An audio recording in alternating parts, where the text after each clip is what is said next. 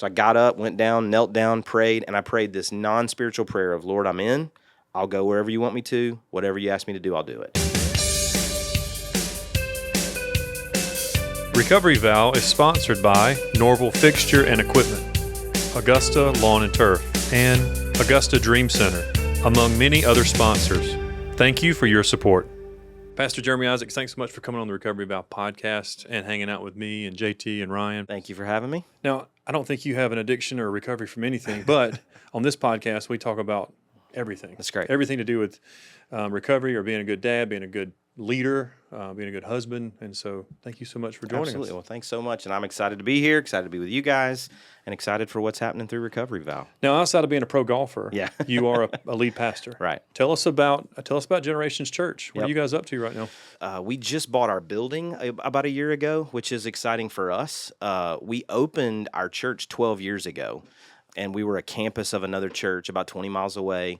So that's really allowed us to have a ton of growth because as we got permanent in that space, I think it gave some validity even to the ministry in our community. They were like, oh, they're not going anywhere because we had been portable. Then we were like a church in transition. So God's doing amazing things, and we're seeing a ton of new people and spiritual growth. It's exciting. That's awesome. Yeah. Now, I've got a couple of guys in here with us. Do you know these fellows at all? I do. You know I do. Ryan and John Tyler Black? I do. I'm excited. Known of each other for quite And some time. I told a guy last night, like, because of our tribe, like our tribe of churches, like it's 1 degree of separation. It's not 6 degrees of Kevin Bacon or whatever. Like, you kind of know everybody through one relationship, it feels like. Yeah. And so I do feel like I've known people longer than I've known people. You know what I'm saying? Yeah. So like, Yeah. there's people you know just because you kind of know them through a friend or through Yeah. somebody else. We met each other through playing golf. There you go. on a That's exactly golf right. tournament. Yeah. So, Which is where all good things happen. about how long you known this guy over here? Maybe mean, just the Facebooks. Yeah. We've been Facebook friends for a long time. Yeah. Yeah. So this is y'all's first time like Yeah, talking? we just no.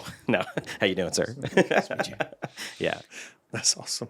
So I read that you have 4 kids, 3 We do. boys, 1 daughter. Yeah. Boys are teenagers 19, 17, and 15, and the daughter's 13. and a sweet wife, Corey. Yeah, man, she's the best. Now, you told me in your bio that you guys met when you were 13 years old. We did. Been best Yep. friends ever since. Yeah, so the thing that I say, which is true, but I say it all the time in this kind of context. I was 13. We were at Church of God Youth Camp. Yeah. I was walking this way down the sidewalk at Signal Mountain towards the gym. She was walking this way down the sidewalk, and when we passed, I started walking this way down the sidewalk, and I've been following her ever since. So, but 13, we met, and she lived about an hour and a half away from me. And that was the days before like cell phones and texting and all the things. So we did AOL Instant Messenger. about to say, you know what I'm saying? Like AOL it was letters to my Messenger, man. girlfriend. Oh, well, I mean, GAM Caddy 99. I'll telling never forget her. I'll never forget her. so we did don't know where Instant she's Messenger as teenagers. Once I started driving and she started driving, we would be able to see each other in person, and then we both ended up in college together. And that's where I would go on a date and drop like a first date and drop that girl off and go hang out with Corey. Like she really was my best friend. Like we hung out all the time, and it was fantastic. So Yes. that's a lot. So you would date and then go see. Well, we were best friends, and Oh, okay. what would happen is, no kidding, like she would just tell everybody he's just my friend, and I was like, well, I'm not friend staying in zoned. this zone. You know, Yeah. I've been friend zoned. Look, girl. Yeah, We're on so, AOL. This I mean, is we've legit. We've been AOL friends for a long time. Okay. But no, so we would hang out all the time, and this is the story. This is how I knew. Okay, and the Lord really had to get involved to help her know too. I was working at a church part time as a youth pastor, and our pastor called us to a solemn assembly, 40 days of prayer and fasting to start the year. And he said in a staff meeting, if you want to fast with us, I invite you to do it. Well, I'd never done that. And so I was like, hey, I'll do it. So I did like a 40-day fast. Corey felt like she was supposed to do a 21-day fast at the same time. And neither one of us were praying like for our future spouse or it was just like about the future and like, God, we want more of you. And so her fast ended before mine did. And so I would go sit with her at restaurants, or I went shopping with her when she's going to get groceries. And I was in her apartment one night. She's up on her kitchen counter putting cans up in the cabinet. I'm sitting on her couch, and I thought, I want her to put my cans away the rest of my life. Oh, okay. That was it. Yeah, That was yeah. the moment I knew. It took her a little longer, but that was the moment I knew. Fast ended on a Friday for me. Yeah. We went to O'Charlie's, and I had potato soup on Saturday, and we had our first date. Tuesday, I called my mom, and I said, I need you to help me find a ring. Are you like, serious? I knew, right? And she did too. And let's go buy some canned goods. Let's go buy some canned goods, baby. So when you guys graduated high school, you went to Lee? Yep. Went to Lee and graduated Lee. Yep. And now you're on the board. I am. Yeah, Man. just Wow. recently. Yeah, so Look at you. excited. Did you grow up in church world? Like, are you a pastor's kid? Yeah. And So I'm like deep pastor's kid, like fourth, fifth generation, depending on which side of the family tree you're going up. Yeah. And so when I was growing up, we were in ministry. Like our family was in ministry. We'd sing right before Dad would preach. Like that was we traveled to a different church every Sunday. And so I remember at like 7, 8 years old, hearing for the first time somebody say, like, "Oh, you want to be a pastor when you grow up like your dad?" And I was like, "No, I don't." So I went to Lee in a major that I don't even know if it exists anymore, but it was called pre-law emphasis. I wanted to be a public defender in the inner city and help people. But it wasn't like I had felt the call of God when I was like 15 to really do ministry, but I was running from that more than running from God. I mean, I wasn't perfect. I made a ton of mistakes, but like my testimony is not like sex, drugs, and rock and roll. Yeah. It's more self-righteousness and pride than Yeah. anything else. And so mine was more like, I'm going to choose my own path. And when I was at Lee, the story of my kind of conversion as it relates to like the call of God and really committing my whole heart was I was in a chapel service one night writing a paper in the balcony. And at some point, I just looked up to the stage, and I have no idea what he was preaching, whoever he was. I can't remember. And me and the Lord just started having a conversation. And when the altar call came, it's not funny. I found out this is very offensive, but I say it anyway. Like the altar call could have been for pregnant, unwed mothers, but I knew it was for me. You know what I'm saying? Like it was just, that was the night. So I got up, went down, knelt down, prayed, and I prayed this non-spiritual prayer of, Lord, I'm in. I'll go wherever you want me to. Whatever you ask me to do, I'll do it. I love Got those kind up, of prayers. Went back up, got my stuff, went back to my apartment. And like that was the moment it shifted. I changed my major the next day. It shifted that night. That's great. And, That's awesome. Yeah. It's So not that crazy. was, so I did grow up in a pastor's home, but it wasn't like I always knew, even though I did have that tug, like I was running from that because I'm an oldest child. So it was like, I want to chart my own, course. Yeah. And so that's kind of what I did. But then the Lord redirected that. There is this thing of like firstborns that like you don't want to feel like that you're kind of pigeonholed or pinned in, like you got to do this. I really wanted to feel like I was blazing the trail. So I'm going to do my own thing. And even if I do what you're expecting of me, I'm going to do it a little different than you thought. Yeah. And so early on, again, some of that pride and things, like I wanted to make my own way. And so I've never not loved the church. Like I really have always loved the church Yeah. in its purest form. And so it wasn't, again, like this aversion to or hatred of the work of God. It was just like, I'm gonna help people, but I'm going to do it my own way. Probably a lot of people just telling you, "Oh, this is what you're going to do." This is what you're going to do. That's right. I You're mean, like, "No, my I'm doing it." grandfather, when we were on like family vacation. I was 11 years old. We're sitting at the counter, and he was like, "It's going to be great to see what kind of church you pastor one day." And I'm like, in my mind, I didn't say it out loud, but I'm like, I'm not doing that. I'll show you, Yeah. you know? And so there was some of that, and that just, I was going to do my own thing. I thought about Friday Night Lights when you did that. I don't want your life. You remember that? That's it. That was But look me. at you. That was me. Yeah. Now, and you're pastoring how many people? Well, I'm about 600 on Sundays That's right awesome. now. Yeah. That's awesome. Another thing I read on your bio was that you and Corey, you guys have authored a couple of books. Yeah. And you're really diving deep into marriage. Yeah. What made you decide to go that route? Like, I was born and raised like in a very like stable, picture perfect kind of marital home. Like my mom and dad genuinely had an incredible marriage. My mom passed away about 13 years ago, but I mean an incredible marriage. And that's not to say like they never fought or never argued. I actually found out they argued more after she died. I never really saw them argue. And what I found out later is that they would say like, "Hey, let's go discuss the budget." And then they would go behind closed doors and have an argument. I just thought they were very fiscally responsible. Like they just always talked about money. That was their code word. That was their code Right. word. But so it really was like this incredible picture of marriage. So that was my context. Corey grew up in a completely different context. I wish she was here to share it with you. Maybe we can come back at some point because it's a beautiful picture of just like God's redemption. But like her mom was married 4 times. She never met her biological father. The dad that adopted her eventually took his own life. So she never saw that in her home, like this picture of marriage. But she watched it in married couples in her church. And she never told them like, "Hey, I'm watching you." But it was like this picture of like, man, that's what I want. And so she comes into marriage and I come into marriage with, and we all do this in some respects, but like with completely opposite examples of what could be. Yeah. And it really required us to to dig in and to work through like what is marriage going to look like. It's not what I saw, it's not what you saw. Like, we're building a family, and we got pregnant not too long after we got married. So like on our 1-year anniversary, we had a 3-week-old. And so it's like now we got kids in the mix. So we're juggling all the responsibility of parenting as we're learning to be married. So thankfully we had been best friends since we were 13. I knew her story. She knew mine. So it gave us a context and a grace towards one another.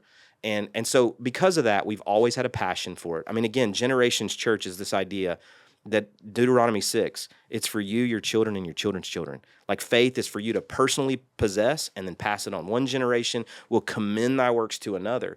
So I think as parents, we have a part in the salvation work of God for good or bad. Yeah. And so as a church, we want parents to partner with, our kids' ministry in the discipleship of their kids, but we want them to be the primary disciplers. And where that's not present, we'll help fill that gap. But like, we're not trying to replace discipleship in the home.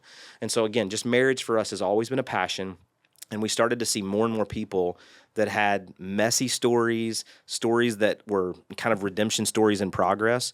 And so we were birthing these events in our church and walking with couples and premarital and postmarital counseling. And then out of those things kind of came some opportunities to begin to travel and speak at events. And one day we just said, you know what, let's take some of the content that we've developed in these places that we're presenting it, let's put it in a form that other people we may never get in front of can read it and be encouraged and strengthened. And so the book is Your Marriage Matters, and it's a little bit of a double play there, but just the idea of like, your marriage matters more than you think it does, because it tells this grander story of Christ and the church, but it's the matters of your marriage. It's communication and conflict and all those kinds of things as well. So That's we love great. it. We wrote it, and the Lord has taken it further than we ever could have imagined. Hey, before we get back to the episode, I want to take a minute and thank one of our sponsors, and that would be the Augusta Dream Center. Kelly Newman and the team there do a phenomenal job serving the families of the CSRA, and I want to thank that team and the Augusta Dream Center for their sponsorship to the Recovery Valve podcast. So do you guys have small groups that specifically talk to marriages and addiction or dealing with addiction in recovery? Yeah, we've got several different types of small groups. We're modeled a lot like the same kind of structure you guys have, like free market groups and things. So there's a lot of different ways you can get into groups for different purposes. Tons of different marriage options. I say tons, but several different marriage options. Most of our recovery type things happen more in one-on-one, and I don't mean just individual people, but couples, and then we help guide them towards either groups where they will kind of grow together, be encouraged, or counseling and things like that. So we do that a lot based on like more crisis need or through the community aspect of what groups provides for them. Awesome. Community is such an important part, and even like we've had several conversations in and around like just being intentional as people in ministry or people that are volunteering in the church. That's been a focus of ours as a church over the last few weeks as we've had small group lunch and just training. We've also pushed into volunteerism, and it's important to have people around you to just encourage you in your faith.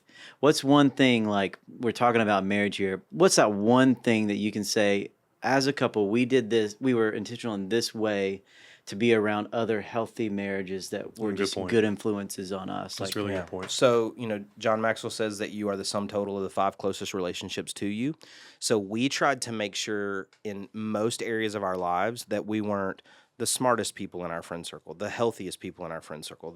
It's like we wanted to surround ourselves with people that were in pursuit of the same things, but maybe a step or two ahead, a couple steps ahead, or, at least in close enough proximity, like in that peer-to-peer side, that we knew like we're gleaning they have a different perspective and a different idea. And I think when we were younger married, younger parents, there were people in our church, friends, we kind of looked, and they were a few steps ahead of us. Their kids were a little older. They had been married a little longer. And so we were constantly trying to just get in their sphere and just like learn from them, sometimes by osmosis and sometimes by great intention.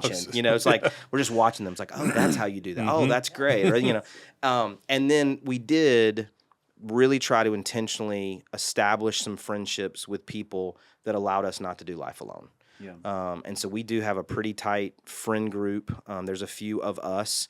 We're getting together this coming weekend, and we travel together. We take vacations together. There's a group text a couple times a year. We'll FaceTime all of us, all the couples together, and we'll laugh and joke.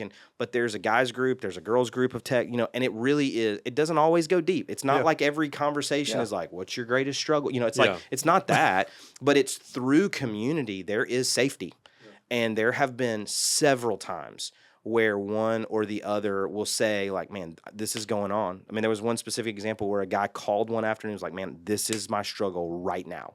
Like I'm feeling this temptation right now. And it was like, we're able to pour into that and just lean in immediately. It's not a judgmental place. It's like, there's a ton of grace here, but like, I want you to finish well. I want you to succeed. I want you to be thriving. And so I'm going to do everything I can to make that happen. My favorite verse in scripture, it has always been my favorite verse. Since I read it the first time, I mean that sincerely. It was 1 Corinthians 10:13. There's no temptation that seizes you except that which is common to man, but God is faithful. He will not let you be tempted beyond what you can bear, but will provide a way of escape for you. There's like 6 different sermons right there. The first part I love is there's no temptation that you face except that which is common. So me and JT may not be struggling with the same thing, but one of the guys in this room probably. There's enough commonality among humanity that the enemy, like Adam and Eve, when we're struggling, we want to hide and run away and isolate. But if we can recognize that strength is found in numbers, right? That I can lean into somebody and find some strength there, like Ecclesiastes, there, 2 are better than 1, and the third kind of, like if that's a part of the strength, like there's no reason for me to pull away. There's commonality and struggle, but God's faithful. And that, everybody quotes no temptation except what you can bear. But I love there's always a way of escape. Yeah. And so I think what happens in our relationships is this idea that like sometimes that way of escape is in advance. It usually there usually is an out in advance, right? God gives us that out. But if you find yourself in a moment, like what is that escape? And it's a friend, it's calling out, it's, and it can be funny stuff. Like when I was a youth pastor, I used to say to our students, if your struggle's like cheating on tests, like don't sit next to smart people. Like just take the temptation away. It's like, well, he's dumber than me, so I'm not going to cheat off him. Or if it's overeating, don't go to an all-you-can-eat buffet. Like avoid temptation. That's the escape. But if I'm in it, right, and I'm rambling now a little bit, but like we said to our kids especially when they got older and they were doing more of their life away from us, no matter where you find yourself, no matter, there may be consequences to what's happening there. But if you ever need an out, you're out. Mm-hmm. So you call us or you text us, and the code phrase is, Dad, what time am I supposed to be home again? And I'll be like, right now, I'm coming to get you, and we'll deal with the fallout. But I promise you will never be in any situation where I won't come rescue you. Okay. I won't give you that way out. And then when I help you get out, then we'll deal with everything else, including whatever consequences are necessary. I'm not going to hide you from consequences, but I will get you out of that situation. That's good. And one of our kids one time called and was like, hey, Dad, what time am I supposed to be home again? And I'm like, right now. He's like, oh, I forgot that was the phrase. I really just didn't remember. I'm like, well, you got to come home now. You're grounded. Are you telling the truth now? We're on the way. But I think for friendships, I want my friends to know you've always got a way of escape. I'll be that way. I will help you avoid these things, and I want to know that I've got that in them, and we have that, and that's a beautiful picture of just community, that we are in this together for a common purpose, and we're moving in the same direction. Yeah, one of the chapters in the book that I just put out was called Playground Playmates Play Habits, and I had a different set of playmates when I was in addiction. Yeah. And the playmates that I have now, the couples that we surround ourselves with, are that circle. Now, I've got the staff guys that I lean into, but then I have people outside the church that I lean into also just to kind of give me some guidance. Yeah. And I found that circle makes me better. That's right. If I was still hanging out with the friends that I thought were friends back then, I wouldn't have what I have now. That's true. So it's very important, that you surround yourself with those 5. Well, and I think there's sometimes that we're like, we avoid it because it's awkward and we don't know what we're looking for. And and I don't mean this in any negative way. I'm saying just like first dates were awkward, or second or third dates, until you know one. Like first friendship hangouts are weird and all. You don't know what to talk about, and you don't have inside stories and inside jokes and stuff. So it takes a while to get there. But Proverbs says, like, a man who has friends must show himself friendly. I got to be the friend I want as a friend. I got to project that. Mine and Eric's first, we went out with, my wife and I, Brittany, we went out with Eric and Kristen to Pizza Joint. That was our first time hanging out. And June was a baby. Yeah, she was 45 minutes into it, hour into it. Like, Eric had talked everything around the church. He just thought every conversation I ever had was about the church and and he finally said, or I said something. He's like, so you can talk about stuff outside the church too? Yeah. And I was like, yeah, sure can. And this is funny. It was a lot funnier than that. That's right. You know, you got to find Christian. that's exactly right. It was certainly in that awkward first date, and it's turned into 10 plus years friendship. That's now, great. But, I had a mentor one time, kind of a coach in ministry, and he said, whenever we're doing something like this, let's just assume step 20. Let's act like we've been friends forever. And if we got to go back later and fill in the backstories, we'll do that. Yeah. But let's don't take all that awkwardness and forever, let's just go ahead and jump in and trust one another and tell the truth and be honest. As much as we can, if we'll open ourselves up, we can go deep fast, which will allow us to go further faster in that relationship. Now that runs the risk of you getting burned and somebody not being the kind of but the only way you're going to find it is if you're willing to eventually get there. So to some degree, with a lot of wisdom, we're going to get to that place. Assume step 20 or step 10, and then fill in the backstories as needed. But let's decide we're going to go deeper with people rather than surface wide. Well, before we wrap up, I've got 6 questions I want to ask you, and I want you to answer them as fast as you can. Okay. Yes, I saw no, this yes, on no. Larry King, and he asked this to Cat Williams, so I wrote them down. Okay, there we go. Person you would trade places with for one day. Ooh, Scotty Scheffler right now. Good for you. Yeah. Guilty pleasure. Yeah. Cheesecake from Juniors in New York. I've been to Juniors. Man, I love Juniors cheesecake. I was in Juniors one year, and I ran into somebody from church. Really? In a city of 4 million people. That's amazing. wild. I walked into the Masters this last year and saw my kid's 5th grade teacher and a pastor that I hadn't seen in forever, and I'm like, there's no phones but I'm bumping into people I know. But I love Juniors cheesecake. It's great. Worst piece of advice you've ever got? Worst piece of advice I've ever gotten is probably 10-year rule. If you'll remember it in 10 years, it's worth doing. Okay. That got me into some trouble. Something you wish you were better at? I wish I was more disciplined with my time. I really do. I feel like Oh, I'm my gosh. getting better at that. I really do feel like I'm getting better. But, man, I'm always striving to be more disciplined. All right, last one. What will always make you smile? Corey, that's not just a cheesy answer. I'm serious. I love that girl to death. Yeah. I mean it with all my heart. Put them cans up, baby. Put them cans up the rest of my life. I really do. We go on Fridays. I'm off on Friday. Yeah. And so we go on what we call Fridays. And Friday we went to a little town near us and ate and shopped a little bit, walked to town. And we got in our car and we turned right and turned the GPS off. We turned 90s country on to roll the windows down and got lost, kind of on purpose. We don't even know where we're going. We ain't never been up here before. driving. And just drive. And it does something to my soul. It's refreshing to my soul. Yeah. I walk a little taller. Pastor Jeremy Isaacs, thanks so much for coming on the Recovery Valve podcast and hanging out with me and JT and Ryan. You mentioned your book, Marriage Matters. Where can we get that at? It's on Amazon. It's the best place to get it. And love for people to do that. Yeah. Well, thank you so much for coming by Recovery Valve podcast. We look forward to meeting with you and Corey soon. Sounds good. We'll do it. We'd love to. Thanks, bud. Thanks, guys. Hey, thanks for tuning in today's episode of Recovery Valve Podcast. I really hope you enjoyed today's episode. If you would like to connect with us, you can connect with us through email at recoveryvalve@gmail.com, our website, recoveryvalve.com, or you can find us on our different social media platforms, Instagram, TikTok, and Facebook. But we would love for you to go to YouTube and subscribe to our channel. If you would like to pre-order a copy of my book, Marriage After Addiction, Take Back Your Life Together, you can do that through the store at exomarriage.com, or you'll see a link on any of our social media platforms. I look forward to seeing you again very soon. I hope you enjoyed today's episode. Recovery Valve Podcast is brought to you by Goldneck, Newsom Electric, S&S Supplies, Carpet Cleaning Pros of Augusta, Rhett Walker, Atlas Health and Wellness, Norval Fixture and Equipment, Augusta Lawn and Turf, Augusta Dream Center, Bagwell Insurance, Sally Kohler Photography, Burroughs Elijah, Attorney at Law, Communigraphics, Kendra Neal Studio, Kendrick Paint and Body, Coleman Construction, Augusta Magazine, Corbin Jones State Farm, Game Changers, Tree Guys with Ties, Penn Roofing, Aggressors Adventure, Posey Funeral Directors, Craig International. And I want to say thanks to everyone else who's contributed to the Recovery Valve podcast. We couldn't do this without you.